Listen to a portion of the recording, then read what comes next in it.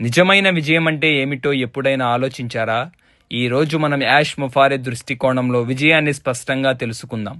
విజయం అంటే కేవలం గెలుపు మాత్రమే కాదు, అది వ్యక్తిగత ఎదుగుదల, అభివృద్ధి మరియు ప్రయాణాన్ని కూడా కలిగి ఉంటుంది. యాష్తో విజయం అంటే అనుభవాల ద్వారా నేర్చుకోవడం. ముందుగా యాష్ ఎవరో నిర్వచిద్దాం. యాష్ అంటే సంకల్పం మరియు పట్టుదలకి ప్రతీక. అతను సవాళ్లను ఎదుర్కొని ముందుకు సాగుతాడు. అయితే యాష్తో విజయం ఎలా సాధించాలి? అది స్పష్టమైన లక్ష్యాలను ఏర్పాటు చేయడం నుండి ప్రారంభమవుతుంది.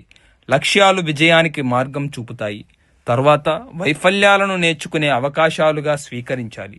ప్రతి వెనుకడుగు ఒక ముందడుగు కావడానికి దారి చూపుతుంది. ఒక సహాయక వ్యవస్థ, సపోర్ట్ సిస్టమ్ చాలా ముఖ్యం.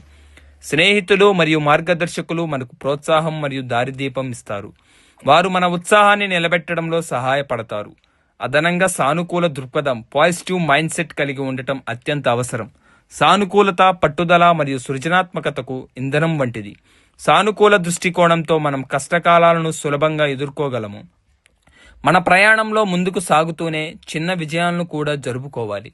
ఎంత చిన్నదైనా ప్రతి సాధన మన పెద్ద లక్ష్యానికి దోహదం చేస్తుంది. ఒక ఉదాహరణ చూద్దాం. యాష్ ఒక మారథాన్ కోసం శిక్షణ పొందుతున్నాడని ఊహించండి. ఒక పరుగు పందెం కోసం శిక్షణ పొందుతున్నాడని ఊహించండి.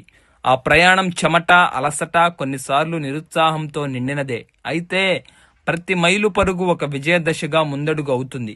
విజయం ప్రతి శిక్షణా సెషన్ శక్తిని, సహనాన్ని పెంచుతుంది.